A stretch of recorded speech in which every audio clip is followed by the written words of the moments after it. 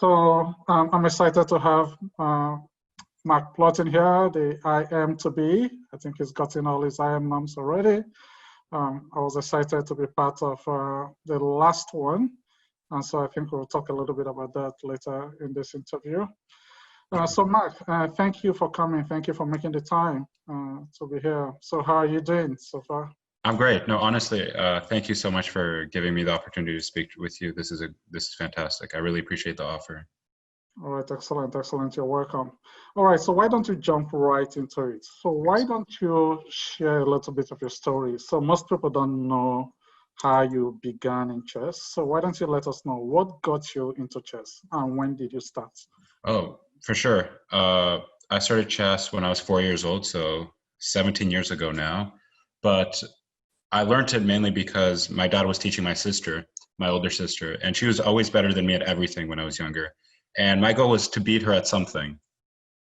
And so I saw that my sister was learning, and it seemed like a very interesting game. And I was begging my dad to teach me. My dad was like, no, he's too young. And eventually, he started teaching me and my sister, we started learning together. And then we started playing in a chess school. And the constant motivational factor for me was to beat my sister. So in the beginning, she was always much better than me. So every time I played her, I would lose every single time. It was so painful. And so that's what kept on motivating me to improve. Wow, wonderful. So how old was the sister? How much older was she compared to you? So she's almost 3 years older than me. She's born of March of 96, and I'm born in December of 98. So we almost have a 3-year gap.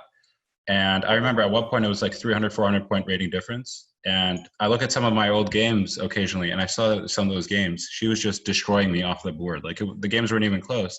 And it was so embarrassing. I wanted to win to get my father's, respect that, oh, I can do it. But every time we played in the tournament, she would always take me down at first. Oh, wonderful, wonderful. So was there something about the game that really captured your interest? Oh, for sure. I like the fact that of the individuality aspect of it, the fact that it's all up to you. There's no excuses. It's all up to you. You can't say, you can't blame anyone else. It's 100% up to you whether or not you win or lose the game. And I like the fact that if you put enough effort to it, you can see the progress happen. So it's not based off outside sources. It's totally based off you. And I don't have to worry about anything else happening. It's up to me. I am in charge of my own success rather than having many different people play a role. That's right, that's right. All right, so that's good. So started at the age of 4. So share a little bit about your progression in chess. When did you start playing externally? When did you play your first tournament? And when did your parents discover that you actually had some talent? Well, I don't know if they would admit I have any today, but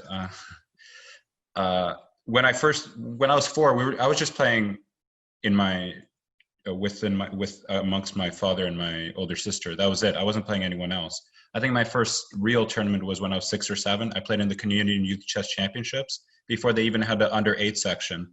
And I remember I scored 3.5 out of 7 while being one of the youngest people there. And so that was really impressive for my father. He's like, okay, maybe there's some potential. And we had already, as a family, started taking chess seriously because my dad had just started returning to chess. He's a FIDE master now, and I think he took a break for almost 20 years, and he came back. And my older sister was doing really well in national tournaments, so it was really a familial interest for the entire family to keep on playing. And I think when I was 6 or 7 years old, I started playing on local club tournaments on a weekly basis.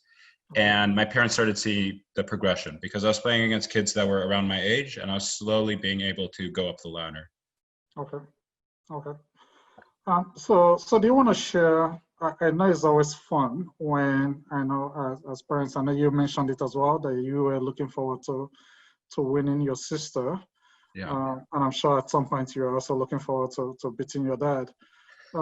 So do you want to share when that happened for you? The first time you beat your sister and the first time you beat your dad?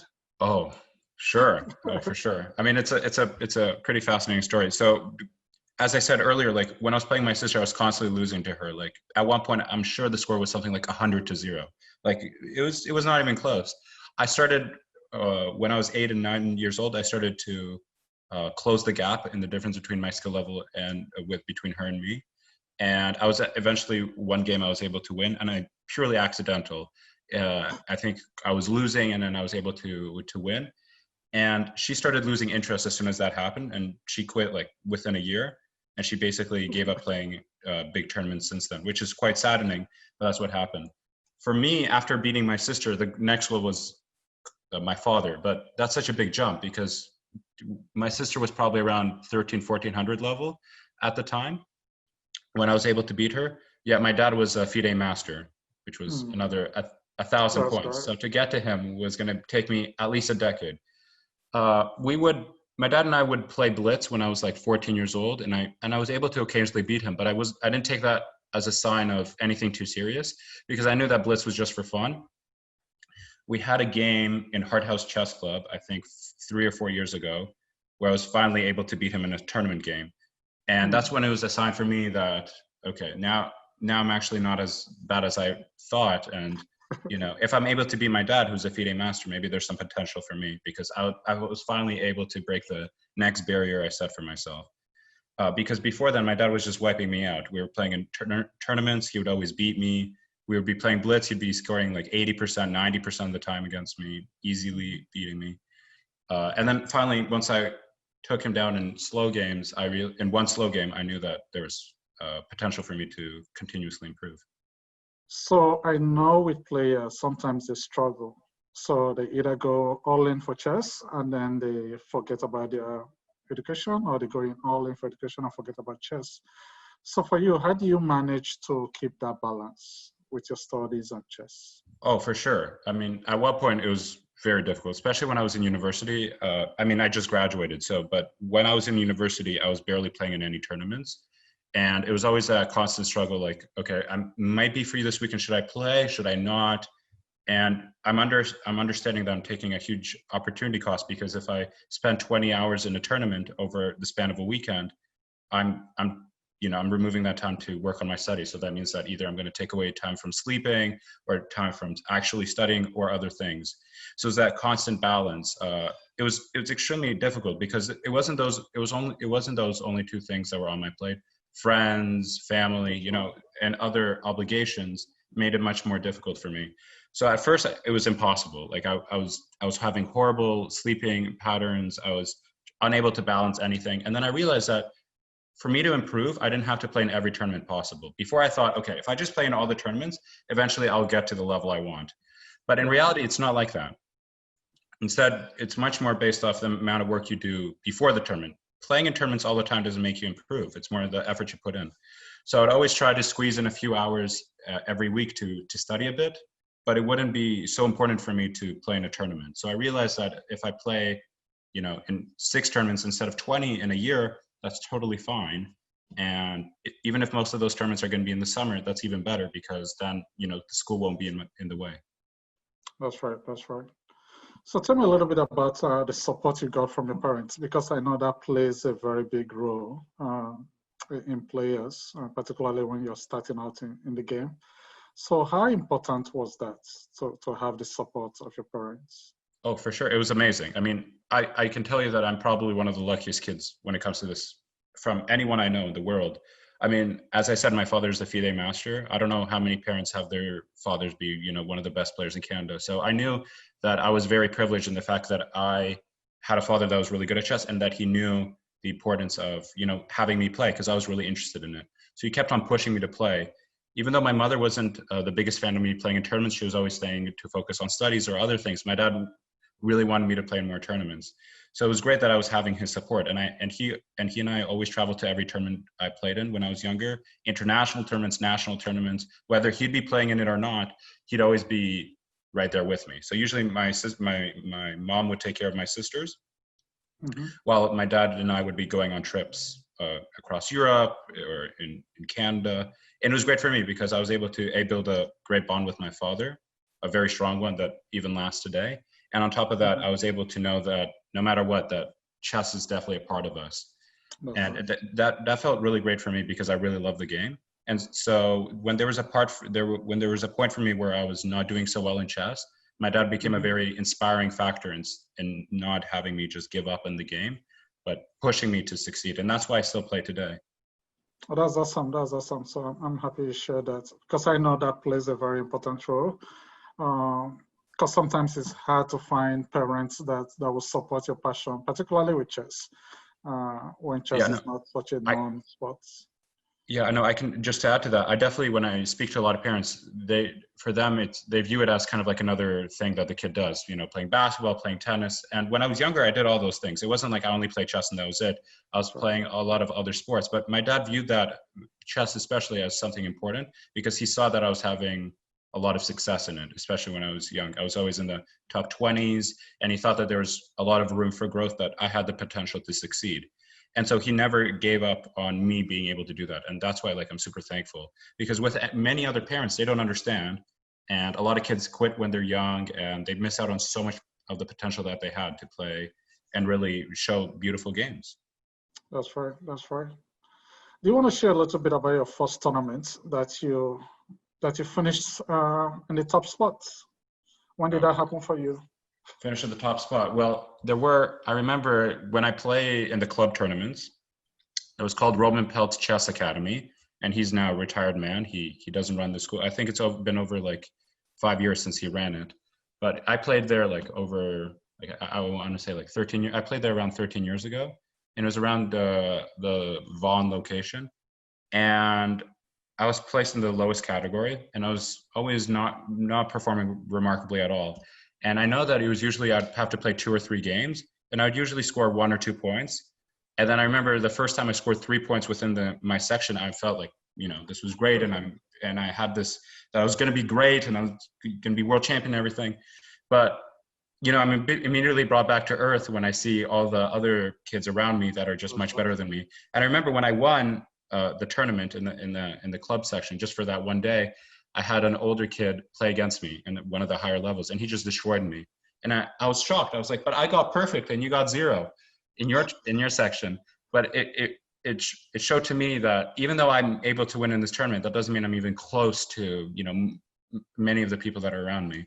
So that's why even when I won, I was being very realistic, because I was being brought back to earth immediately to, okay, look at all the great people around me. That's right. That's right. Thank you for sharing that. So I know we're going to talk a little bit about your progression to your FM title and your IM norms. But before we get there, why don't you talk a little bit about some of the driving forces or factors for you? What was the real goal that was driving you in chess? What was it that you really wanted to achieve and accomplish? For me, when I was really young, I thought, okay, world champion. I mean, whenever a kid plays chess, that's always the goal. And you're immediately brought back to earth when you realize it becomes a very impossible task.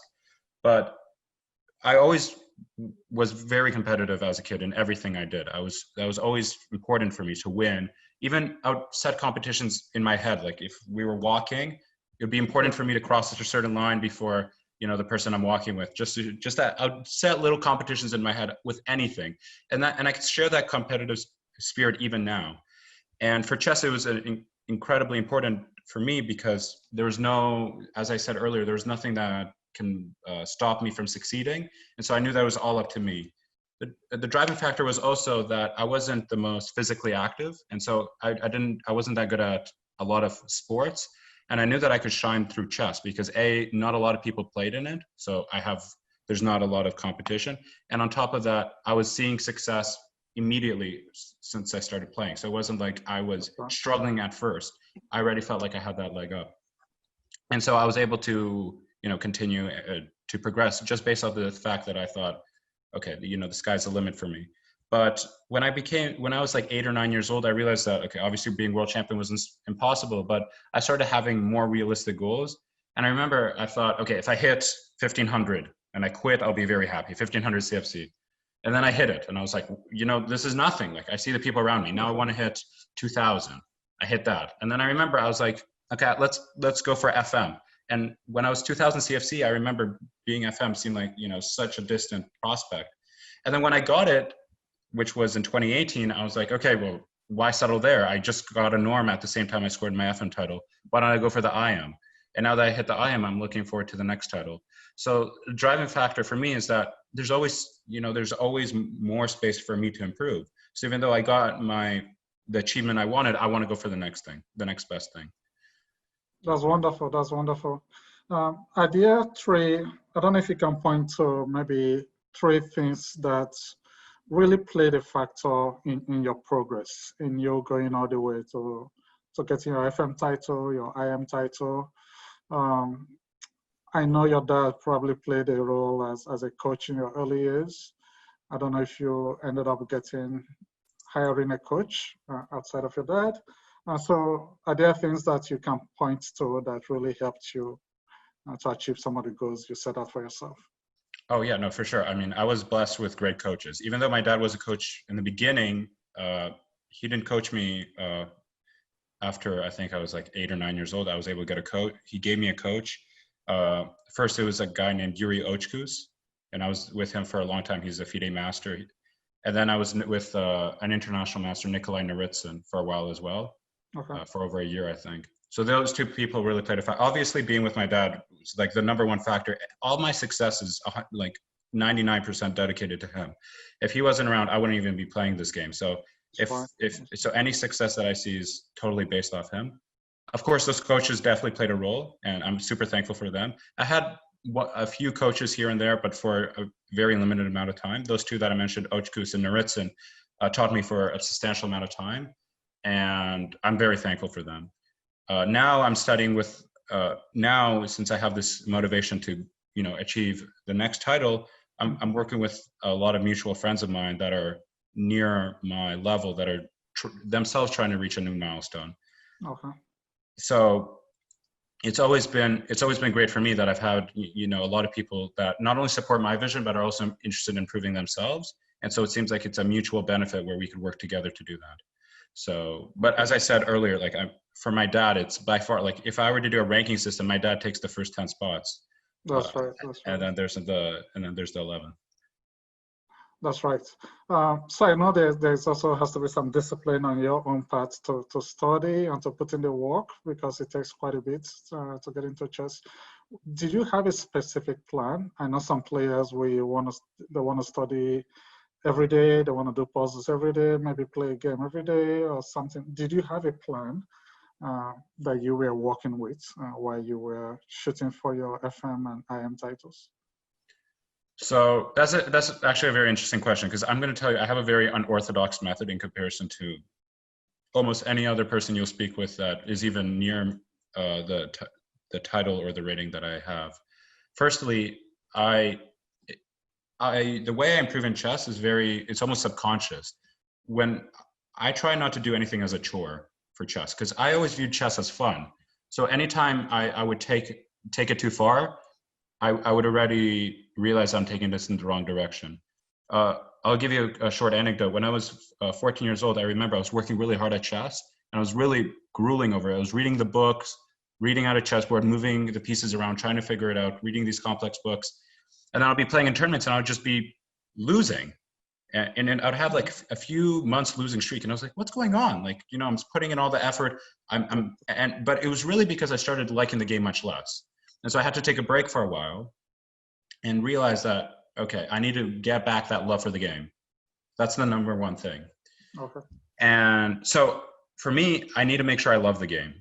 And then I can do things that I view as helpful that most other people might not. So doing some quick tactics for 5-10 minutes a day, making it timed so that way I'm competing with myself. I'm like, okay, I solved the puzzle in 2 minutes. Let me solve the next one faster and make sure that it's correct. If it's wrong, then I have to start again. And I'll set like parameters for myself. I have to get 5 right in a row and they have to be a certain level of difficulty. And if I don't do it, I'll do it again. And it's more of the competing with myself aspect where I'm able to improve. On top of that, for me, what I've done that I've seen a lot of success in is I've played chess variants. So Bug House and Crazy House. It really expands your creative vision. So a lot of people know me as a tactical player. Mm-hmm. And the reason why I'm able to, associate myself with that title in general is because I've been playing games that help improve me in that. When I was younger, everyone was like, oh, you can't play Bug House, it destroys your chess. But for me, it really helped it because I remember getting to FIDE Master. The difference between me being a 2100 and me being a FIDE Master was the fact that I was playing a lot of Crazy House and Bug House. I wasn't even playing a lot of chess online or anything. I wasn't studying that much. Maybe I wasn't even studying at all, but I was really expanding my creative view because when I was just starting, for me, it was just like I was making moves and I wasn't really able to understand where my advantages were. And once I understood that when I play in blitz games, I'm able to catch people in quick tactics, set traps, and see things quicker than my opponents, I knew what openings and what sort of play fit my style. And so it was very beneficial for me because right away I was able to see a huge jump in my rating. Okay. All right. So why don't you talk a little bit about that? Because I don't think that is something a lot of people are familiar with, but I think you make a very important point. It is so key to understand yourself and to understand what really drives you when it comes to chess, rather than trying to work based on someone else's advice, right? So it makes sense to understand yourself. So you did mention about playing a lot of chess variants. So do you want to expand a little bit on that or define it? I don't think a lot of people are familiar with what that is. So chess variants is something that isn't exactly like chess. It expands on it. So Crazy House, for example, is a game where you take your opponent's piece, it is yours, and then you're able to place it wherever you want.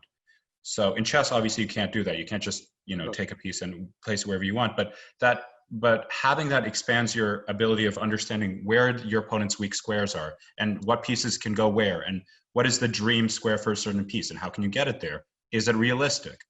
Whereas in Crazy House, it's much more fast paced, right? Chess is in general relatively slow in terms of its progression. But right. Crazy House games can end even from the top level in 20, 30 moves almost all the time, sometimes even faster than that. Whereas in a chess game, games could go 100 moves long and still see no end. So it's it helped me because it seemed like a lot of fun and a lot of my peers enjoyed it, and I would be in calls with them and we'd be talking and we'd be having a good time while I was improving my tactical abilities subconsciously. Like I wasn't even, honestly, when I was playing it, it wasn't like, okay, let me improve my tactics, let me play Crazy House, because then it feels like I'm forcing myself to do that. It was just like, you know what, I don't really want to play chess, why don't I play some Crazy House? And my Crazy House rating jumped within like 400 or 500 points online. I was seeing a lot of success. I was playing in the top tournaments, playing against the top individuals, and I was scoring points against them. So I realized that I had a lot of potential. Bug House is a team game. Some people call it. There's so many different names for it. Siamese. I don't know. There's so many different names for it. Team chess. The idea is you're playing with a partner, and anytime your partner takes a piece, he's able to pass you the piece that it was captured. So it's kind of like Crazy House. Crazy House is Bug House, but with one board. And so the idea is that there's much more flying tactics. The idea of mating your opponent in 5 moves is very realistic, but in chess, obviously, unless you're just a very starting player, that doesn't happen. And so those tactics are always there, and so that's something that you always spot. Whereas in chess, most people don't try to find tactics. Most people are just like, how do I slowly improve my position? And I try to always look at things from a unique angle, something that other individuals do not look at. That's right. All right, thank you for sharing that, because I think that's a different perspective that a lot of players don't follow. So that is really good that you spotted that for yourself.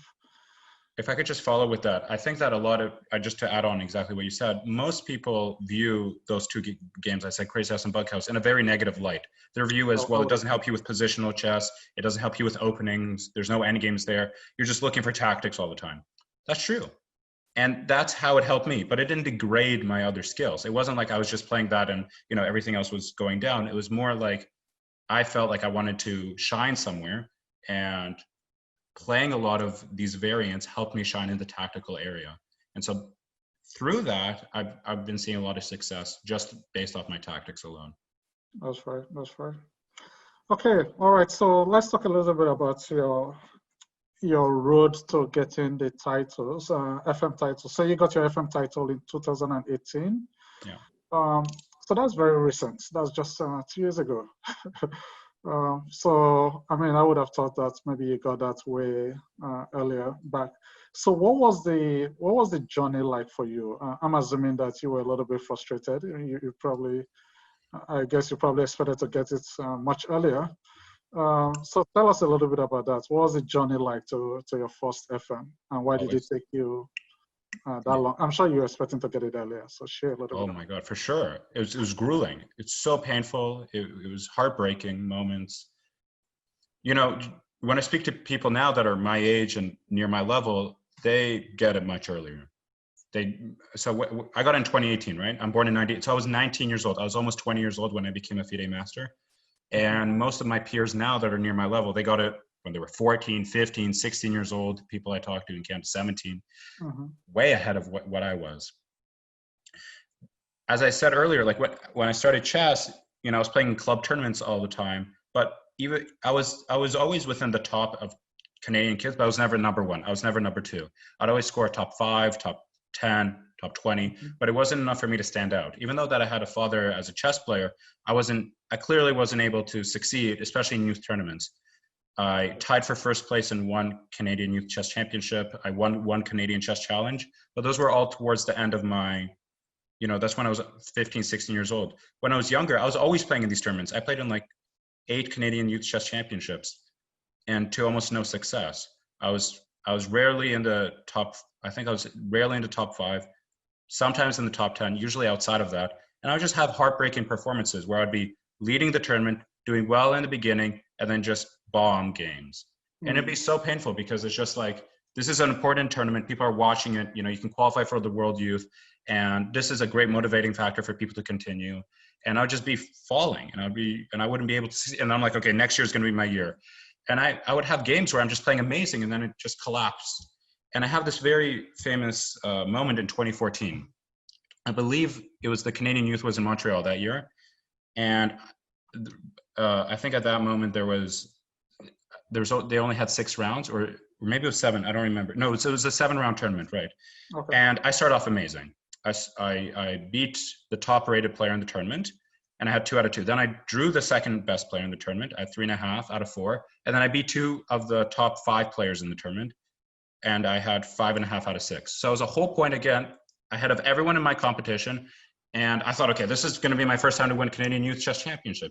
I'm going to be white tomorrow. The game was going to be the following day against a guy who I've never heard of, who is like number 4 or number 5 in the tournament. I'm like, okay, whatever. I'll just draw the game or win, whatever, and I'll be fine. Yeah. He comes in, he prepares for me, and on move 20 with the white pieces, I already realized I have a lost game. The game drags on for, you know, a bitter 40 more moves, and I lose. We go to the playoffs, 4 people qualify. I win the first round, but then I lose in the second one. So after tiebreaks, I got second place. And same thing happened in the Canadian Chess Challenge, which is a similar event, but just in a faster time control.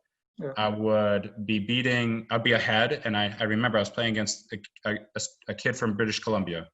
And to win, to win the tournament, I needed to beat him. And I thought, okay, if I get a draw, I'll go into tiebreaks for first place. We don't know what's going to happen. And out of nowhere, I just blunder a tactic and I lose. And instead of getting first place, I get 3rd. And it was in grade 9. And then in grade 10, I was able finally to win. That was the only tournament I ever won. So when I was young, I basically had no real success. It wasn't like you could say, okay, he was a Canadian champion. I never had that. I was never second until I was much older. So I was only able to see success much older. So once I was 15, 16 years old. So this is already entering high school. Even middle of high school, that's only when I was seeing success. When I was in grade school, there was like nothing really remarkable about my level at all.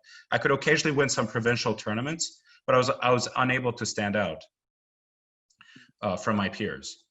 So in 2014, my peak rating FIDE hit 2240. And I thought, okay, like I'm 15 years old, almost 16. I'm going to be on FM soon. I'm 60 points away. That's when they just created the K factor. And then 2 tournaments later, I lost like 200 points. I had a tournament where I scored, I think, 2.5 out of 6, and I lost over 100 points. It was painful. The K40 factor really destroyed my rating. And it was so painful for me. And then after that, I just kept on having tournaments where I was just underperforming. I mean, I wasn't losing that much rating because, you know, after you lose 200 points, it's kind of hard to lose even more rating. But it was just a reminder that I'm not going to be there. Like, I'm just bombing these events. Like, I'm just so close, collapsed. And then I kind of took a break from FIDE chess. and I didn't play a lot of CFC. And I was ready, in university in 2018. I think I was in my second year. I was playing in the university tournaments, the Canadian University Chess Championships, and I was unable to stand out there as well. I was playing for my local campus. I played for the university as a whole. I was unable to stand out. Like, the University of Toronto was unable to win with me the first 2 times I played for them. And so I was willing to accept the fact that I'm just going to be mediocre. Yeah, like, I'll be good, I guess, but I won't reach any international titles. No FIDE Master, no international, nothing. You could throw those hopes away. And then came Chicago, which was, I believe, or was it Chicago? Or I think it was, Chicago. Yeah, it was the Chicago Open, and I believe it was in 2018. It was in the middle of 2018. I think it was in April or May, just after university. And I performed like a 2350 there. And it was like shocking to me because I was only at 2100 FIDE, and my rating just jumped all the way to 2250. I remember I was seeing some small success in Guelph where I was tying for first place against people near my level. I remember I had a tournament where I drew Vitesse, and I tied with him for first place. In another tournament, I lost to Eugene Hua and was able to beat everyone else, and I scored second place there. So I was able to see some success, and my rating was slowly going up. But I was even noticing the kids much younger than me, like Eugene and Nicholas, were starting to even be higher rated than me, and Rohan Talukdar, for example, as well. So as I said, I performed well in Chicago, and then my dad said, okay, we're going to go to Philadelphia in a few months after that, which is called Philadelphia International. That's the tournament right before World Open. And I was 2250 FIDE, and I thought, oh, this is going to be just a repetition of 2014. My rating is going to collapse. But my dad was telling me, he was trying to motivate me. He's like, Mark, in 2014, when you were 2240, you were overrated. Like, you didn't deserve that rating, but now you do. There's surely a difference in your level in the past 4 years. It's not like you just gained 10 points of skill level. You got much better. Even though, if you look at the rating graph from 2014 to 2018, it's just, downwards, and then like it concaves up a little bit. I was actually improving a lot, even though it didn't feel like it. There were moments where I was doubting myself, and my dad was really the one that was saying, you should get back into it. Just play one more, see what happens. I was at one point ready to throw in the towel and be like, I'm ready to quit the game. But my dad he kept on motivating me to play. So you go in Philadelphia, and I remember this clearly. I won the first game against the lowest rated player in the event. I was ranked right in the middle of the tournament. And then the second game, I get paired against an Indian American international master, who's, I believe, in Princeton. And I was really scared. He's playing with the white pieces, and he just got his international master title. So I thought he was just going to destroy me and blow me out of the water. But in fact, I had one of my best games ever against him. I was able to win, and that boosted my confidence. I lost in the next game, but eventually I was able to score 2 wins against IMs. In the last round, I had to beat an international master with the black pieces to cross the 2300 FIDE rating to get the FIDE title. And on top of that, I needed to win to get a norm. So those 2 things went together. When I played in Philadelphia, my only thought in mind was to hit 2300. But in the last 2 rounds, I realized that if I win both of them, I would be able to get my IM norm as well as the FIDE title. Wow. And so in the 8th round, I was able to have this amazing game with the white pieces against an American youth. His name is Ben Lee. And I just was able to get a fantastic position and win, just straight out of the opening, which is really rare for me because my openings are very weak. And then the next game, I'm playing with my black pieces against a guy who's like 200 points above me, Indian international master, who's also younger than me. I thought, I'm playing against all these kids. They're eventually going to take me. They're all going to take me down. But I was lucky enough that he was probably upset with the fact that he wasn't doing so well in the previous rounds. And he got a good opening position, but then he, for some reason, gave up the exchange incorrectly. I was able to liquidate, trade all the pieces, and I was able to win. And I remember my dad gave me like the loudest pat on the back. I remember a few people turned around after I got it. And it was kind of like a relief for me. Like, thank God I finally got there, because after all those moments of failure, I was able to get that FIDE master title. But my failures didn't stop there. Even though I got the FIDE master title and the international master norm, it wasn't like I was done not blowing things. When I played, my next notable tournament was the Canadian closed, and I was able to score my second international master norm there, winning a very amazing game in my last round against Olivier Chikurate, who's a great player from Montreal. That's right.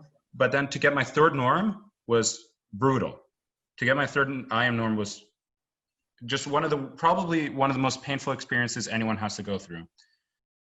Lafoncois, who is a arbiter in Montreal and a tournament organizer, invites me to play for his tournament. I start off, and you need 6.5 out of 9 to get a norm there. And I start off well. I have 4 out of 4. So all I need is 50% to get the norm. And I was like, okay, I just won 4 games in a row. And I was all up in my head, like, okay, what's my victory speech going to be like? And where am I going to post the photos? I remember that one. That was the one Eric Hansen, right, was invited? No. It was just an international master norm. So Eric Hansen didn't play in that. Or I don't think he was invited, although I'm not totally sure. Not Eric Hansen. The IM from US. The popular blogger, what's his name? Oh, Eric Rosen, that's right, yes, that's right. I remember, so I had 4 out of 4. I lost my next game, but I'm like, okay, I lost 4 out of 5. I'm still in great shape to get a norm. And then I made, I believe, 2 draws in a row. I had 5, I made 2 draws in a row. I had 5 out of 7. And then I played in round 8, just a pretty horrible game. It was a French opening. I was playing with the white pieces against a local organizer who I would later play a tournament for. His name was Peter Giannatos. He and I both did not play some very impressive moves. He and I were blundering tactics, and we went into this end game that was very unclear. He was up a pawn. My king was weak, but I had a bishop versus a knight. I had a passed pawn. We get into a rook and bishop versus rook endgame, which is theoretically a draw. He offered me a draw a few times before. I declined because I'm like, I need to win this game to have a chance for norm. Mm-hmm. I get there, I win, and I have 6 out of 8. And now I'm playing with the black pieces against the guy who crushed my dreams in the Canadian youth 6 years ago. And it was kind of like deja vu, like, okay, all I need is a draw. This guy crushed my dreams once. I won't let it happen again. And I remember people are like whispering in my ears, like, what opening I should play. Just draw him. Just play a solid opening. Because people know me for playing some crazy lines. And I play an opening that I ultimately do not know. And I got a really bad position, basically losing. I mean, this is all my fault. I take 100% of the blame from it. I should have played what I usually do. But instead I just said, I'll play something calm and I'll be able to hold it. It was completely not true. I collapsed and I lost to this guy just the same way I did so many years prior in an end game, down a pawn in a rook end game. It was so long and brutal. And I knew I was going to lose. Like, it was grinding for so long. And after like 4 hours, we were done. And he apologized to me. He's like, I'm sorry. And I'm like, whatever. Like, it happens. And so it was just so brutal. Like, I drove all the way to Montreal thinking, okay, like, I'm taking time off work. I focused to get this norm. I'm going to get it. And then I'm done. I'm becoming an international master. I'm going to take a break. I'll just need a few more rating points. That'll be easy. That did not happen. So then, I played in a university tournament. It was called the Ivy League tournament, and I was able to pump up my rating there. I was able to score 5 out of 5, and I gained around 20 FIDE points. And I was approaching 2,400 FIDE, but I still lacked that last norm. So Peter Giannatos, the person I beat in round 8, invited me to his tournament in Charlotte in January of this year. Mm-hmm. And it was a GM norm tournament. So I even had the potential to score GM norm if I played well enough. To score an IM norm, all I needed was to score 50%. So if I draw every game, I get there. But I was one of the lowest rated players there.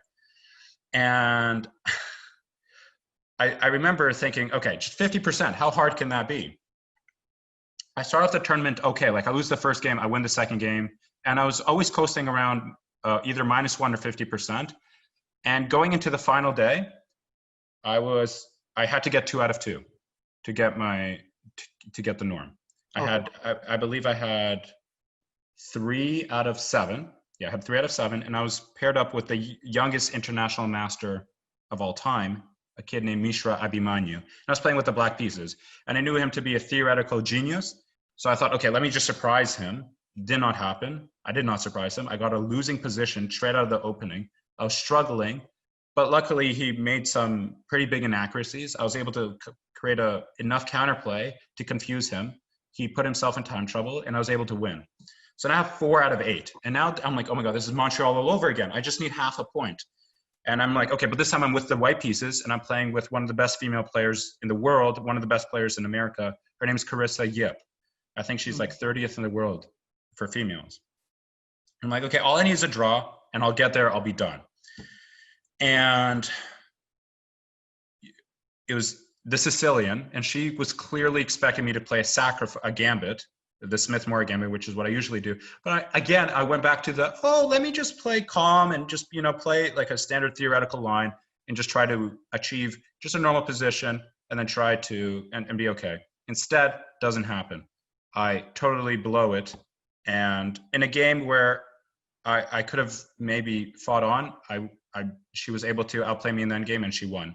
And I finished a point short of the IM title. And I scored 4 out of 9. And then you reached out to me. You reached out to me before I played in this tournament. So I knew that, okay, worst comes to worst, I will have another shot of getting an IM Norm title. And I'm like, okay, I have Oakville. And I remember February comes around and I'm like, okay, I'm going to be playing here. And I had not been spending too much time on chess at that point. I was still spending a lot of time in school. As I said earlier, it was taking up a lot of my time. It was the semester I graduated. So it was really important for me to finish off, on a good note. Although it turns out due to the coronavirus pandemic, it didn't matter at all. But, I thought, okay, I need to really spend a lot of time on school. And I won't be able to prepare a lot for Oakville. And I remember I had this game, my first game against Eugene was weird. I drew him, but I tried to surprise him out of the opening, but instead we got this very crazy position. We started to liquidate. I sacrificed a piece for 3 pawns, and we drew, even though I think I was playing from a weaker side the whole time. And I'm like, oh my God, is this a sign of things to come? I'm just going to be barely holding on to a draw. I needed 6.5 out of 9 to score a norm. I can't play like this. So and I remember in the second game, I was playing against the Danish IM who now lives in New York, Silas Lund. Yeah. And I remember on move 8 or move 7, straight out of the opening, my mind stopped working. I just couldn't calculate anything. So I had to spend 30 minutes for me on one move in the opening, which is so against everything I stand for. I rarely think for more than 10 minutes a move, let alone 30. But I remember I just couldn't even calculate one move ahead. So I kept on doubting myself. And I just had no confidence in myself. It felt weird. I'm like, this is not going to go well. And I was trying to get those thoughts out of my mind. I played a very inaccurate sacrifice that paid off. My opponent did not defend well, and he incorrectly gave me back the material I sacrificed. He shouldn't have done that. And I went on to win in a very complicated rook and bishop endgame. And I'm like, okay, I have 1.5 out of 2, but those 2 games that I played were bad. I could have easily scored 0 out of 2 there. What's going to happen to me? Am I going to lose games like this? It's going to be so sad. And the funny thing was, a lot of the students that I have played in your weekend tournament, and I thought, oh my God, are they going to watch me throw this all away? Is this going to be my 3rd tournament in a row where I'm just going to be so close to failure? But I remember I had a regime that I was following every day. I would play the game and I would come home. My dad and I would talk for a bit. He would criticize my game to the best of his ability, and then I would take a nap, and then I would come back to the game, because I remember during the weekdays there was a huge break in between the games, so I had enough time to drive home and take a nap. That's right. And then the next day, I remember I was paired against Jordan Clyde, and I think the kid Liranju. And I was starting to feel more confident in myself. I was starting to play better openings, and I started to outplay them. I felt confident in myself. And then the round 5 game in the evening, I was playing against the highest rated player in the event, Thomas Kernab. And on move 8 or move 9, I'm down a pawn in the opening without any compensation with the black pieces. And I'm like, oh, great. Because in a norm tournament, especially when you need 6.5 out of 9, you cannot lose games. That was what my dad's biggest advice. He's like, Mark, you're going to get those 4 wins, but you just cannot lose games, because if you lose games, it's going to destroy you. In the Montreal norm tournament, I got 6 wins. No, not 6 wins. I had 5 wins. I had 5 wins, 2 draws, and 2 losses. 5, really, I only needed 4 wins. If the rest were draws, I would have been fine. That's right. But, because of the way I play games, it's hard for me to draw, especially because, I play very chaotically. So against Kernan, I'm stuck with this losing endgame where I have basically no chances to win. I'm barely holding on. I'm begging for some chances here and there. And I create some problems for him. He gets into time trouble. He blunders, and I'm able to draw the game. And I'm like, okay, I'm doing well. I have 4 out of 5. There's only 2 days left. And, I'm having deja vus back to Montreal where I had 4 out of 4, and then I had 4 out of 5. And I'm like, well, if I can win with 4 out of 4, how do I know I'm going to be able to win with 4 out of 5 in a field that's, equally as strong. And the following day, I played Jason Liang, and again, a bad opening leads to a bad position. I incorrectly sacrificed a piece. Had he taken it, he would have probably won the game, but he didn't. He liquidated the position into a winning endgame for him, but he totally missed the fact that I could slowly maneuver my pieces to attack him on the king side. He completely overlooked that opportunity, and luckily I was able to win. Honestly, I should have lost that game like 20 times over. He had so many chances to beat me, and he was a very skilled individual. He then got a norm in Montreal, so he's a very strong player. And I realized I was really lucky to beat him. I thought that I was going to lose for sure. So I was at 5 out of 6. I'm like, okay, this is better than I've ever been before, but one loss and I'm set back. And round 7 is a game that my dad remembers really. I mean, most people, and Aris, who was an organizer, remembers really well. I mean, arbiter rather. My opponent doesn't show up in the first half hour, and Aris and I are talking to each other like, what's going to happen? Is he going to forfeit? If he forfeits, I'm not going to get a norm. And so all of a sudden these like outside thoughts creep in, and I'm like, oh my God, this is not what I should be focusing on. And that was always the problem for me about the previous norms, outside thoughts of, not related to the game. Luckily, Aris is able to get a hold of him. He's able to show up 35 minutes late, which kind of throws me off, because instead of focusing on playing normal chess, I'm like, okay, I got to play to his clock. He's giving me a 35-minute advantage. Let me take control of it. Mm-hmm. We get into a very dry end game, and I'm like, oh my God, like I'm not going to be able to win this. And in my head, I'm like, I have to win.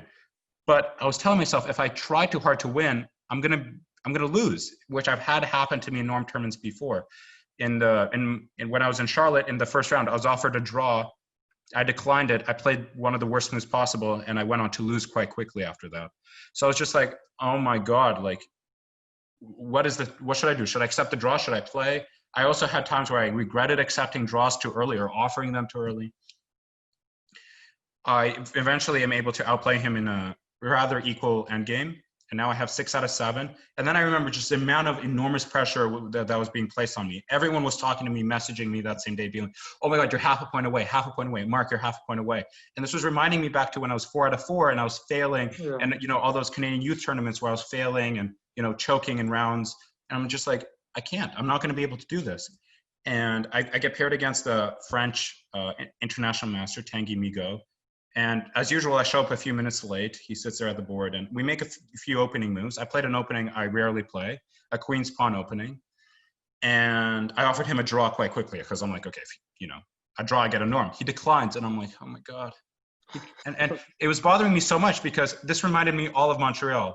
Because in Montreal, my 9th round opponent had nothing to gain. There was no stakes for him. He could easily accept the draw. He wasn't going to lose any rating by accepting the draw. For the French IM, it's even better, because I'm actually raising the amount of points that he's getting. He scored one of the lower points in the tournament. That's right. And, he wasn't doing well. He had no chance for the money, nothing. So I was just like, you could even take my rating. You're lower rated than me. The rating's yours. Just give me the draw, because my rating had already crossed 2,400. He didn't take it. So I'm just like freaking myself out in my head. I'm just trying to walk around. Like every time I make a move, I try to walk and just like relax my head. Like, just Mark, just relax. It's going to be fine. And I was constantly feeling pressure, and I really wasn't playing that game well at all. And I played this very weird G4 move that exposed my king and gave him the chance to sacrifice a bishop to create a perpetual. But it also increased the chances of me getting mated, because I just opened up my king for not a strong enough reason. Luckily, he just went for the draw, and I was just in my head, I was just like, thank God. Like, it was more of a relief than oh my God, I got an IM. It was more like, after all that, I finally got it. And then in the last round, I went on to win against Nicolas Vitesse in a very nice, close structure. And I finished with 7.5 out of 9, which is pretty amazing for a norm tournament. Yeah, but, when I drew Tanguy, that was like one of the, I remember I went to go get food. I called my dad. We were really happy. I came home and we celebrated. He gave me a cake, and it was, a great moment with the family. And it reminded me of all the moments that I had failed, all the times where I've been close to being Canadian champion, to getting that first place, to getting the first norm, to being FIDE master, to winning a game, to choke, like all those times where I was just blowing it. And then to finally, hit that milestone was just such a relief that I wasn't able to enjoy it enough. And that is probably what is most regretful. And that is actually, upon like when I think about other players that quit that are my level now or were my level before, a lot of people quit because they didn't get that satisfaction of getting that next achievement. For them, you know, becoming an international master or grandmaster just wasn't enough for them. So for most people, it's like, how can you quit? Like, I'm only at 1300. How can you quit? Like, I love the game. Why are you quitting? But for them, they're just not getting the satisfaction. They're working so hard to get that title, and they're not feeling it in themselves. And so that's what I'm feeling for me too. So I mean, I'm hoping I don't quit. Obviously, I love this game, even now, after all this, after all those painful losses, you know, it feels very rewarding. And that's why I don't want to, you know, punish a game that has treated me so well. It is the job that I currently have completely related to it. So I don't want to just throw it all away. I'm super thankful for all the opportunities I had. And I think that there's more to come. But every time now I play and I'm close to succeeding, those thoughts are always in my mind to remind me that no matter what, Mark, know that you have been close and have not achieved what you wanted to. Well, wonderful. Thank you so much for sharing that story. And I think this is something a lot of people don't know. I didn't know that. I didn't know that you've been trying all these years and trying hard and getting so close and always missing it. And I can imagine how frustrating that can be. But you had something driving you. And I think a lot of players give up at that point. You know, when they come so close, they just don't have the motivation to push one more time. Well, for me, yeah, absolutely. For me, the motivational factor was that I was almost there. Like, it's kind of like you're running a 100-meter race and you're 1 meter away. Like, why give up now? Like, it doesn't matter what kind of barrier blocks are being put in front of you. Why give up now? You're so close. Just get there. And I was just telling myself, just get there, and then we'll see. And I remember every time I was losing, you know, because I had 2 norm tournaments back to back where I screwed up in the last round.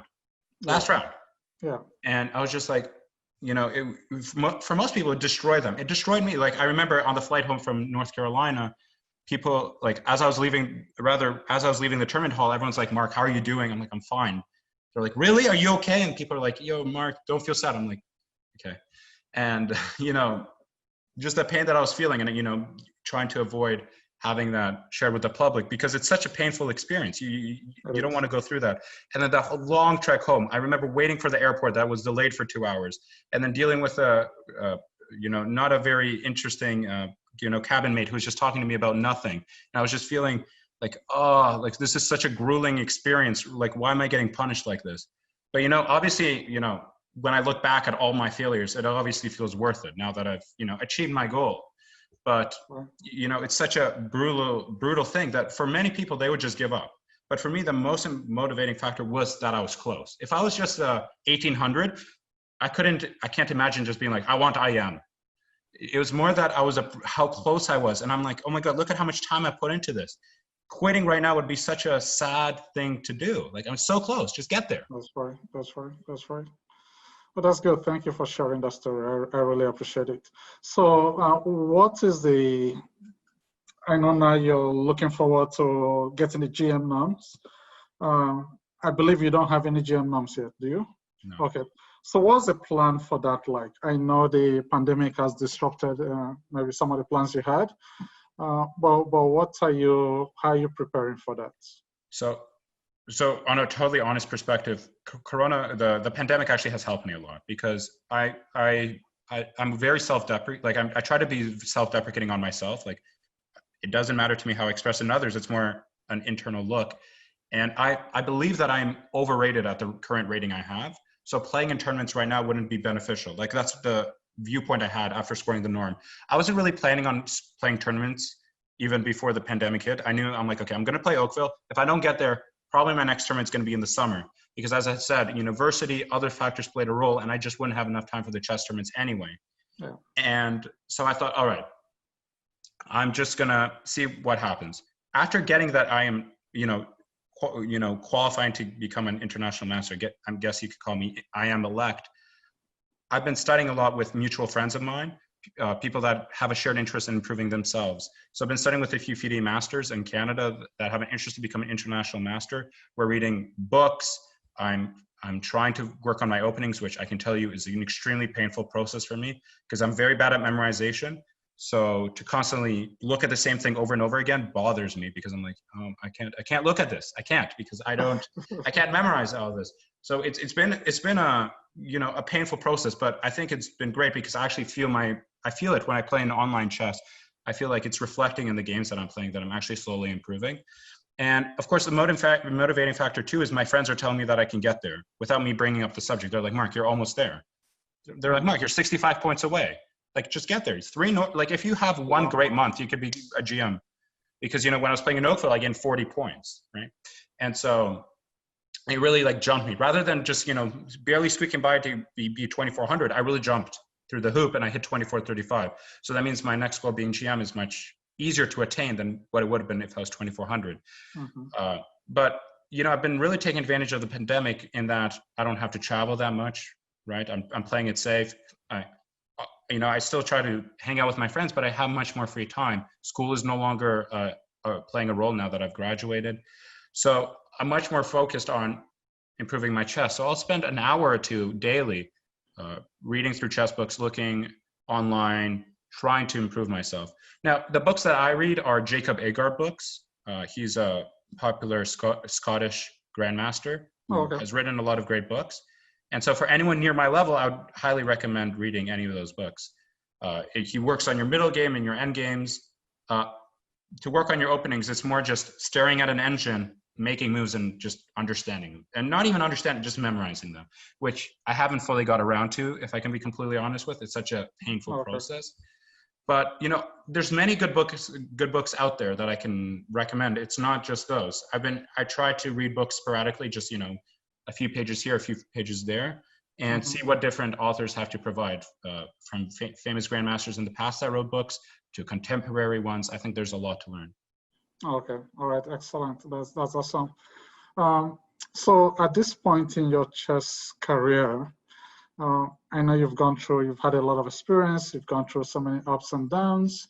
So do you want to share a little bit, how has chess transformed you? Transformed you in terms of your outlook in life, in terms of how you see yourself compared to where you were a few years back. So how has chess transformed you? Well, for sure. Like I remember when I was young, when I was 5, 6 years old, I was always a ball of energy. I would always be very excited and love to run around. And I was very careless, which is funny enough what people would characterize even my game today, like the way I play chess. Because I think the way you play chess is an outlook on your behavior. If you're a very passive individual, calm person, it is reflective in the way you play. If you are a very energetic, person, it is reflective in the way you play. And there's many different examples of this. But for me, chess has really calmed me down. And I think that's great, because before I was unable to control all my energy, whereas now it comes from a much more controlled area. So even though I still have that part of me, the recklessness aspect of me, it is much more toned down. I'm able to control it much better. Chess has also made me appreciate like the gifts that I have. Like I come from an advantage in that I can play chess. I'm qualified to teach now because people view me as a high-rated player, and I provide like a competitive aspect in comparison to other teachers. On top of that, I'm able to for me, chess really helped me with my math as well, like in subjects. I was able to take them more seriously. Before I was really taking chess seriously, I wasn't that good at school, but it really helped me just be more in tune with that, because I understood what I needed to do to be better at chess had a lot in correlation with what I needed to do to be a better student. Just put in the effort and try to find what you're interested in, because especially for university, you try to pick the program that you're most interested in, and that's what you go for. And for chess, you work on the things that most interest you, so that way you can make the biggest jump. If you just work on everything, it's just going to be a very grueling process, and you're going to end up disliking the game. But just like with everything, you want to pick the things that you like. So that's how I live my life. I have friends that are jack of all trades, where they're good at everything, whereas I'm just good at a few limited things, because these are the things I wanted to focus on. And I think that's very important for my success. I don't think I could have been even close to any success in anything if I just decide to be, quote unquote, good at everything. That's right. Yeah. All right, excellent. Thank you for sharing that. So in your opinion, I know you're a chess coach, so you'll probably have some insights in this. Why do you think most people struggle with their chess? So if you can point to maybe 3 obstacles, what are the 3 obstacles you think the average player faces with improving in their chess game? Well, first of all, I think the first part is psychological. A lot of people, they aim too high, or they don't fully understand their strengths, or they fully don't understand their playing abilities. I have friends of mine that totally overestimate their play. So when they think that they're 500 points better than they are, like they'll think that they're 1,800 when they're actually only 1,100. They'll go to a tournament, and no matter how well they perform, they're going to disappoint themselves. So it's always good to have a realistic standards for yourself, and to realize that this is a timely commitment. A lot of people are like, I'm not willing to put that much time into chess. Well, if you don't want to do that, you won't be able to see that success. I didn't get here yesterday. It wasn't like I began the game yesterday and got here today.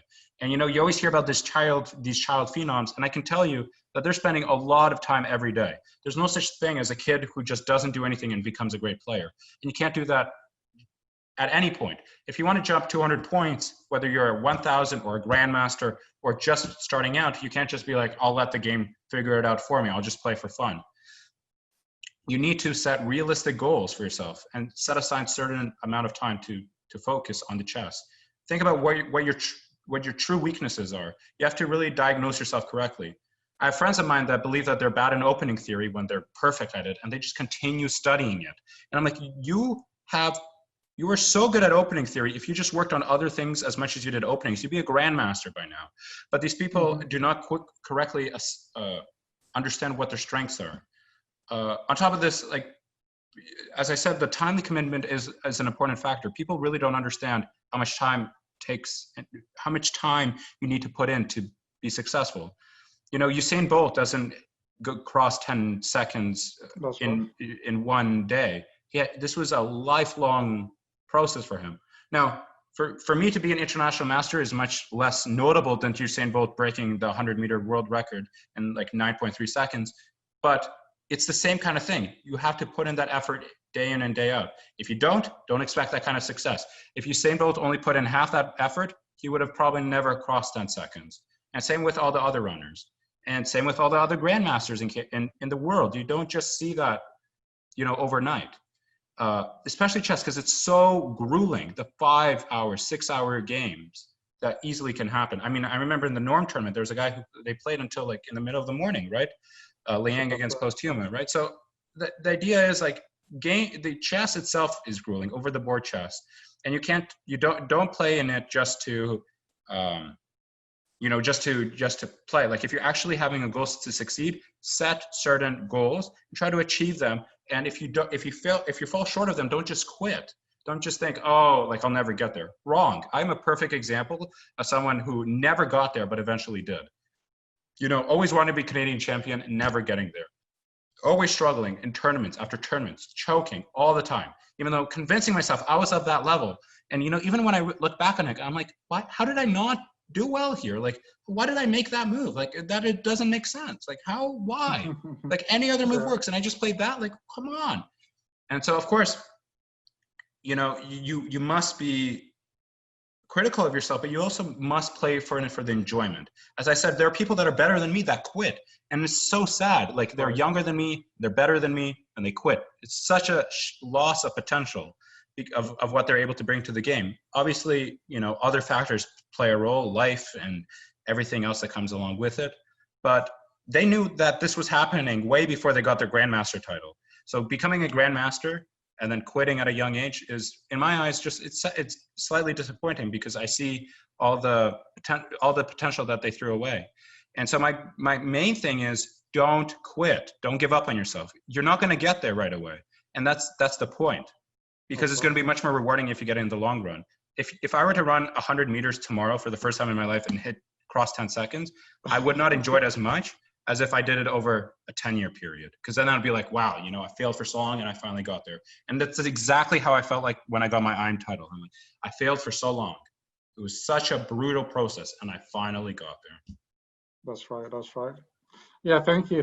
And I think the most important thing is that there is work to be done. So people need to understand that they need to put in the work to get the success. And I like the fact that you talked about the psychology of the game. And I think that plays a big role as well, just to understand that chess is a mental game in many ways. All right, so that's great. That's great. So why don't you talk briefly about what's your best opening as white? Want to share that? Yeah, no, of course. I don't have any, openly don't have any opening secrets, mainly because as I shared, and as many people know in Canada, out of any IM or even FIDE master or whatever you want to call me, any person in the top 100 in Canada, my openings are one of the worst. I stand out in how bad I am in them. And my dad always tells me, he always is like, Mark, just if you put a little bit in there. In any case, with the white pieces, I have a lot of openings that I like to surprise people in. For example, the Smith-Morra Gambit has been very successful for me. I was able to get my second norm with that opening. And it's the idea of sacrificing a center pawn in the Sicilian to get a lot of space and to get a lot of quick development. Even if they decline that opportunity to take your free pawn, you still get that center control. And so it helped me in my second norm. The openings that I found were successful in my first norm were the King's Indian opening, or the Perk, which is e4, g6 with the black pieces. Okay. The idea of sacrificing center control for quick development and providing a unique position. Since my openings are really bad and I can be frank about them, I realize that I have to surprise my opponents in openings that I play. So I'll play the King's Indian with both colors, playing the Bobby Fischer setup with the knight f3, g3, bishop g2 setup, for the people that know what that is.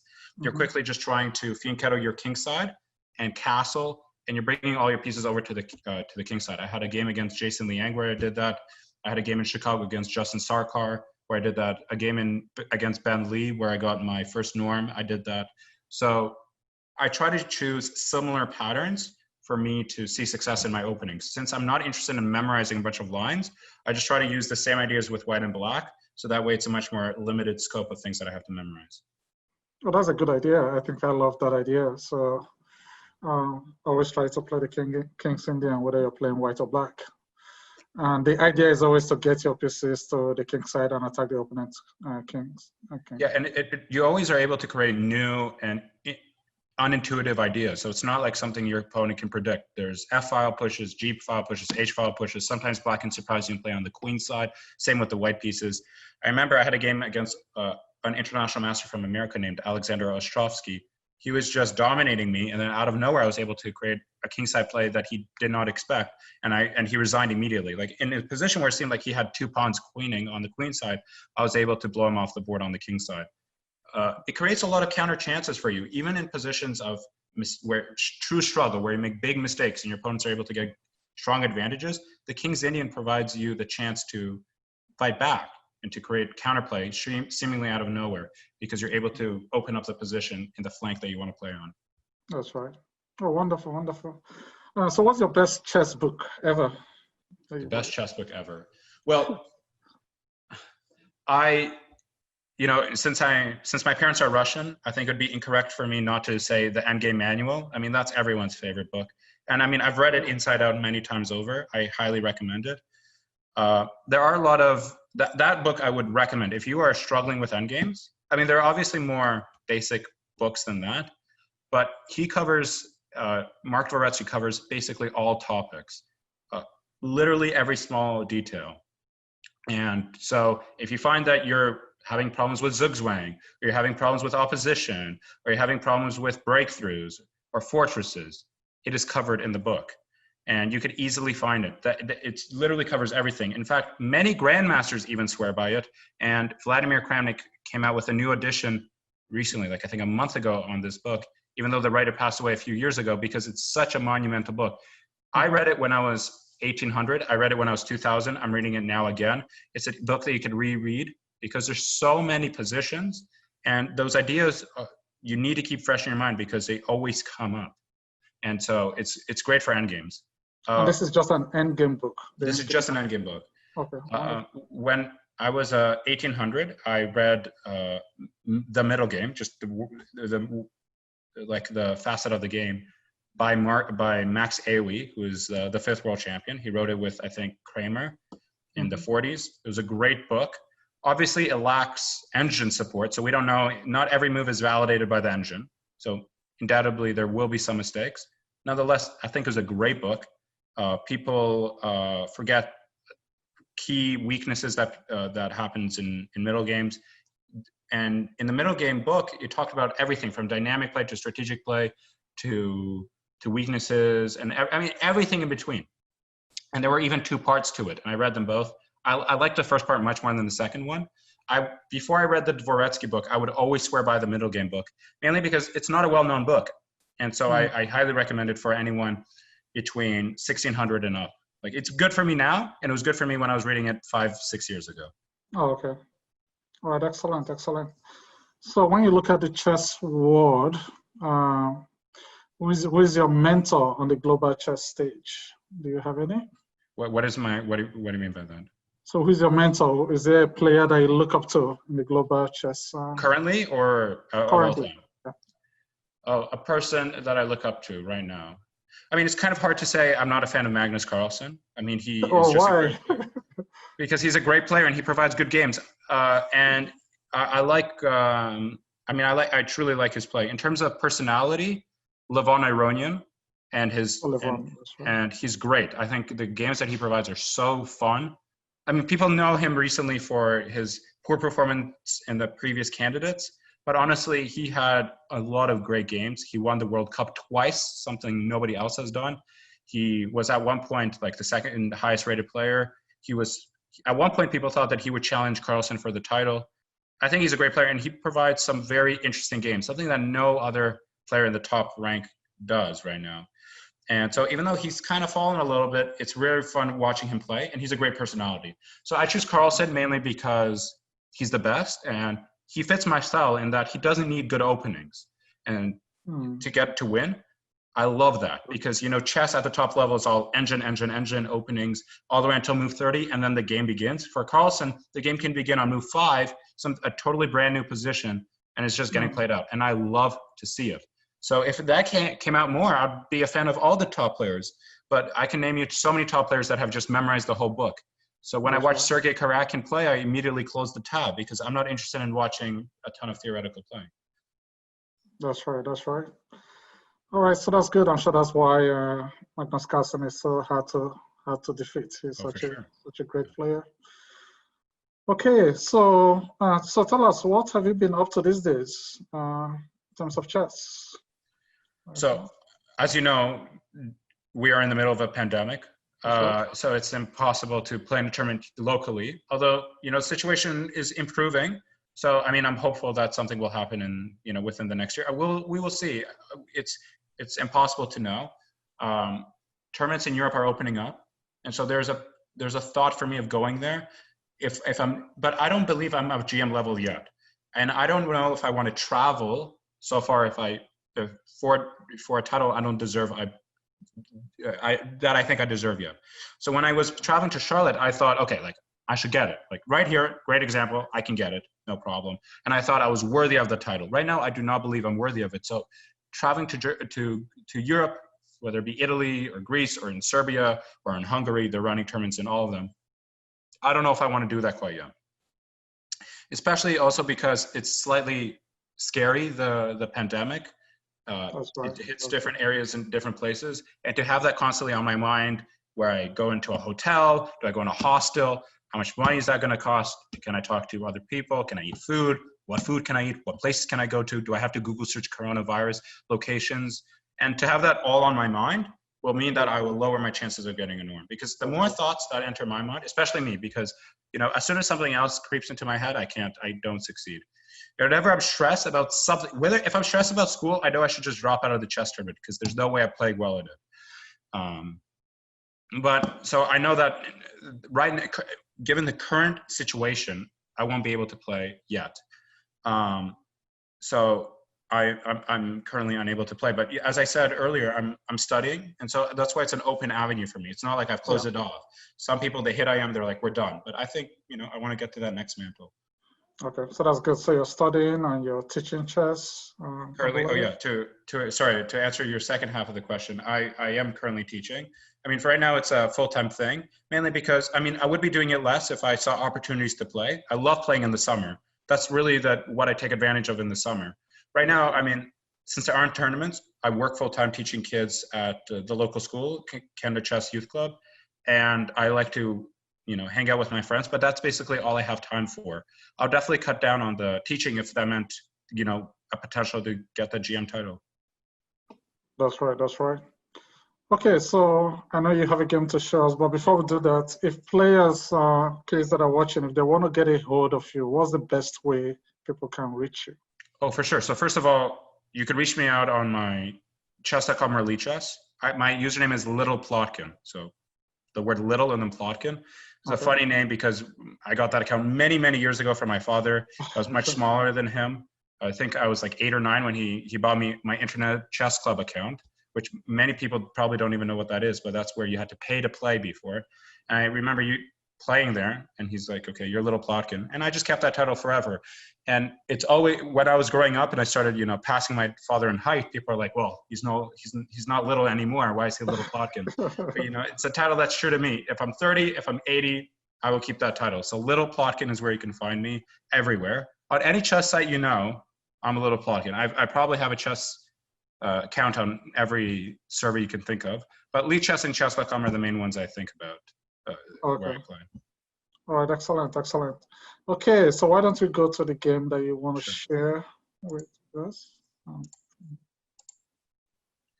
So let's take a look here. So this is my game against Li Renju. And just to give the viewers a bit of context, I played this game. This was if I'm thinking correctly, my round 4 game. So let me think. I drew Eugene, I beat Silas, and then I beat Jordan Clyde. It was the morning round. I was playing against the youth who had more points than me. At that point, I had 2.5 out of 3, and he was at 3 out of 3. So we were the top 2 players playing against each other, and I knew I was in for a hard day. I was playing against him, who was the top player who had more points than everyone else in the tournament, who eventually scored the norm. And then the following game, I was going to play against Kernan, and as I told you guys earlier, it wasn't an easy game at all. And so I thought that I would have a lot of difficulty against him. And also somebody told me that he was the world youth champ for under 12. So my opponent clearly has and will continue to have a lot of potential. I'm sure that he's bound for great things. So I was playing with the white pieces here, and I thought that I had to at least draw this game. For my goal was to get 1.5 points in that day. I wanted to get 1.5 against Kernan and Li Renju, which I got. So I was able to achieve it. So let's just take a look at the game. So most of the time when I play chess, I play e4, but I like to surprise my opponents. And in this tournament with the white pieces, I basically played new openings every game. I had a friend of mine who was just telling me what openings to play. And we decided to play very non-ambitious opening, kind of just letting my opponent decide. I knew my opponent liked the King's Indian. I wanted to give him that structure, but keep the position open for possibilities. Not playing on the king side, not playing on the queen side. And funny enough, I would play this structure with white or black. I would be okay with either side. It'd be like choose one. I'll be like, it doesn't matter. This is normal, just developing moves. Rook b1. The idea here is now I'm playing for the queen side. I realize that the king side play is hard for me to play, but it's also hard for him. Now that I have a bishop here, it adds more defenders. So the benefit of this over a normal King's Indian is that I have 2 pieces defending my king versus the normal 1 knight on f3. But of course, the also difference is I don't have that center control. I don't have my pawns here. So I played rook b1 with the idea of going b4. Very simple idea. 5. He plays this. It's actually a dubious move, I would say, because he blocks his bishop, and it's unclear what this pawn even does. Like maybe he's threatening e4, so that's why I stopped it in the move that I played. But it's very unclear what the purpose of it does. Like I was going to play d3 anyway. I want to develop my bishop. It gives me, I have 2 good squares to put it on, and I'm able to control the light squares quite well. I don't believe that move e5 helps his position at all. What would be more interesting is had he just tried to go for the kingside play right now with an f5, f4 push, right away going for it, which is the whole point of the King's Indian. Yeah. b3, a5. Okay, so he stops my plan of b4, which is common, slowing my plan down by 1 move. So now if I go b4, he takes, and at least he can open up the a file, which is a constant struggle for people playing with the white pieces of sacrificing the open file to create queenside play. Yeah. Bishop f5, normal move. Now I decide to hit this bishop with tempo. He's threatening e4, which in the whole game, by the way, I spent 10 minutes combined and overall. And my opponent basically spent his whole clock. So most of my moves were intuitive. I just try to make moves right away because out of most people, sorry? Yeah, go ahead. Yeah. Out of most people my level, I mean, I basically spend the least amount of time. I really rely on intuition, and this is just a product of my online chess behavior where I just believe in myself so confidently that I can just play based off that. But there are, of course, moments where I'll have to double, triple check myself or calculate deep lines. That's a whole different story. But most of the time, I have the intuition of when to do that. Mm-hmm. And most of the moves here were quite easy to make. There wasn't no tactical mess here. I played e4. And here it seems very counterintuitive. I'm blocking my bishop, and I'm putting a bunch of pawns on light squares. And maybe I'm creating a chance for him to pin me, which is exactly what he does. I mean, why give him this opportunity? The idea is I'm closing down on this bishop here. And so an e4 break is not something I have to worry about him opening up the queen side with his bishops right away being active, because the last thing I want is for his bishop on g7 to be active. Mm-hmm. So I go e4, and my intention here is to get rid of his bishop on g4. It's the best minor piece for him on the board. The knights are fine, but the bishop on g7 is very weak, so that means the bishop on g4 must be really strong. So I attack it. So I give him two options. You either take or you run away. If you run away, then he doesn't really have any clear good squares. For example, if he goes bishop e6, I can go b4. If he goes queen d7 to create a battery on this pawn, I could just make a slight king move. I could also try to go after this bishop with a move like knight g5, totally acceptable as well. So instead of that, he just takes my knight. I take back. I could take back with the queen. It doesn't really matter. The idea here is I might have this f4 break. So the bishop is potentially in my way. But really, I don't know if I want to go f4 because that just opens up his bishop. So it comes with, it's a, there's some benefits and some negatives. If I go f4, I can create a kingside attack, but at the same time, I'm giving his piece his play. The idea behind knight d7 also is to potentially reroute his knight to the center. So I have to take away the square. The move b4 is very natural. So trades. I give him the open file, which is a normal thing to do. Knight d4. I play back. The thing is, his knight is strong on d4. I want to attack it with a move like knight e2. The idea of going bishop g2 wasn't like I knew he was going to take. He probably wasn't going to take my bishop. But the thing is, I want to attack his knight. So I want to go bishop g2 and then knight e2 to get rid of this knight. So when he plays the move c6, I go, that's exactly the move I make. I'm just like, okay, let me attack knight. Let's go knight e2. So he takes, I take back. Him going back wasn't really an option because it doesn't really do anything. I'll just continue developing. Yeah. So f5. Now here comes the critical moment. f5 seems like a natural idea to play in the king's Indian. That's really the whole point of knight d7 at all, too, right? Now he wants to go f5, f4. He wants to create kingside play. So I take, and now I force him to make a decision. And ultimately, he made the wrong one. Take with the rook or take with the pawn.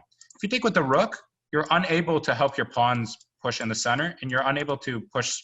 Like if you take with this pawn, you're able to create some kingside play with f4. Whereas with the rook, you're just playing on the open file, which honestly, in my head, didn't really matter. I was willing to give it up. Like have the open file.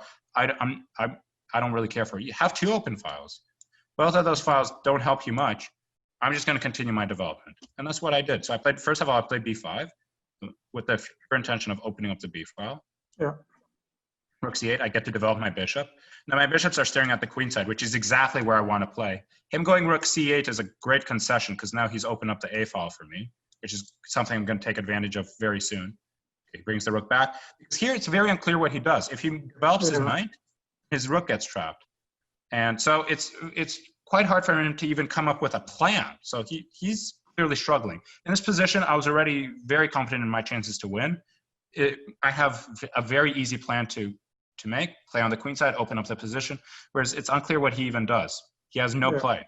So I take, the rook b7, bring in the rook on the 7th rank, and then the idea is literally just to bring the next rook over. Maybe rook b1 or maybe rook a1 and go rook a7, two completely different ideas, but attacking through on the 7th rank.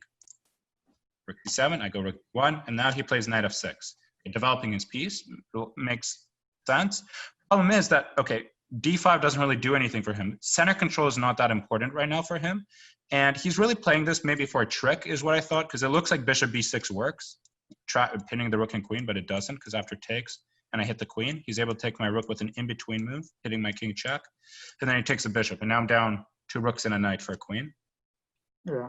I knew that when I was playing Lira and Joe, I had to be very careful about tactics, because I saw how he beat his previous opponents, and it was in large part due to his tactical and opening understanding. I was able to take away the openings, but the tactics are always there. Queen a2, bringing my pieces over to the queen side. And now I'm actually threatening bishop b6 because the queen is now defending the rook. That's right. Queen d7, queen a6. So now I am threatening the pawn. I'm threatening just to take and take. And so he played the move queen c8. If he plays a move like rook f7, which seems natural, I have just plentiful ways of continuing my play on the queen side. First of all, he's just opened up his 8th rank for me. That's great. And second of all, he still hasn't stopped the fact that his pawn's hanging. Yeah. He plays queen c8, creating a pin. So now if I take the rook, he takes my queen. I just get out of it. I just put my pieces on the 7th rank and creating a very devastating pressure on the 7th rank. If he makes a move like rook f7, I have this very nice bishop takes c6 move. Because if he takes my rook, I take his rook. If he takes my rook here, I could take his rook back. So again, hitting his rook, he takes, I just take. And even though I'm losing this pawn, his king is definitely not safe anymore. I can just start, I can start attacking it. And then I can bring the bishop back to defend whenever I want to. Knight g4 is never a problem. His pieces are very weak. So he takes, I take, he plays the move knight e8. So these are the moves that you love to see. And when your opponent's pieces are so passive, something must fall. That's true, yeah. And in this case, it's this pawn. I go rook d8. My queen is controlling the 7th rank, and the rook is controlling the 8th. The queen has to move, and I'll win this pawn. So that's exactly what happens. I take the free pawn. Okay, so he brings the knight back, but I bring the rook back, and now I put a ton of pressure on his bishop. And here, like, the position very much collapses very quickly. He could bring the bishop back, but then I go bishop h6, and now rook g7 is an idea. So let's say he moves the rook. I just go rook g7. So if he takes, I take mate. And if he moves his king, I'll just go. I mean, I probably have a mate here. Probably this looks like actually a mate in 2, check and mate. But of course, I also have the ability to take his queen for free. Yeah. With all my strong pieces. So he plays rook f7. Now, I know the endgame is winning. I'd even take the rook and take the queen, and this position for sure is winning. He has a bad bishop and not an active knight, and I could just slowly bring my queen through the queen side to through f1, d2, c3, b4, and just slowly bring it up. And he can't do anything. He'll just watch as I take these 2 pawns and win the game. I just need the d6 pawn. But of course, I saw a nice tactic. So me as a tactical player, I have to go for it. Queen b8. So the idea is that bishop f8, I just continue with the pressure on the 8th rank. And now there's 2 pieces that really feel the heat. And he can't even move his knight to defend, because then, I mean, a pin will have, obviously my queen's hanging now. So I'll move it first, and then I could go bishop d5 whenever I choose to. Yeah. So here he plays the move rook f8, and now I have a very nice tactical shot. I take the bishop. And now the idea is I open up the king, take the rook. Now, I probably have a fast mate. I didn't see it, and these are the times where, having grandmaster level tactics would be very would be very beneficial. But I was thinking practically, in a practical position like this, what's the need in rushing it? Maybe h4 wins, but why not go king g2? I'm defending the pawn. I'm putting my king in a nice position. And now I'm threatening h4, and I've taken away 2 squares, two squares away from him. He plays queen f5. And again, probably h4 wins. And I was thinking about this, like I could do this, go check, take his queen, and then take his knight. And the endgame is definitely winning. I don't even have to think about it. I'm up a pawn. Being up a pawn in a pawn endgame means that you're winning like as close to 100% of the time as possible. He plays queen f5, and I just realized I can just go here, and I'm threatening a mate in 1. It's very unclear how he even proceeds. He brings the queen back, and I just go h4. The idea is it's mate. He goes here, I go check. That's right. Check and mate. Now, looking at this game, it seems that I just, it was quite an easy game. And that was kind of the point. I wanted to slowly develop the pieces. I didn't want to give him too many tactical chances. I made sure to shift my play over to the queen side, and I just opened up the position. The key, for example, there were a few key moments. For instance, here, when he played the move f5. So this was a key moment because I have to take. If I don't, then I'm giving him play for some reason. That's right. That's right. And I don't want to give him that. I just want to take and now make him decide. Does he want to open up his king and potentially will lead to some disasters on this diagonal? Or does he want to just keep it solid and take with the rook? he kept it solid, which meant that he would kill his kingside play, thinking that he could hold on. But even though I have a minority amount of pawns, 3 versus the 4 here, oops, I'm able to quickly play on the queen side, open up, and just bring in my pieces on the 7th rank and flip my queen over and begin my play. And so when the way it looks is I brought my pieces over to the queen side and I won on the king side. And so it was kind of this whole strategic move. There wasn't a lot of tactics. There wasn't a lot of, grandmaster flying pieces of sacking pieces left and right. It was just a nice, slow improvement game, which is funny because most people don't expect this from me. You look at my games, I play odd moves. I try to surprise my opponents in equal positions just by playing moves they don't expect. But here I try to just play standard, develop your pieces, keep them in good squares, open up your pieces, and play on the open files and win. And that's exactly what happened in this game. That's right. Thank you for sharing this game. This was a good game. And I know the reason why you make openings like this is always to go against the king, but your ability to just change your plans and go with the queen side attack. So that was really good, insightful. Thank you. All right, excellent. All right, thank you so much again for your time. Of course. Very awesome. Thank you for making the time to share your story. And so we'll share the links so that people can find you and reach you and talk to you. All right, excellent. Thank you.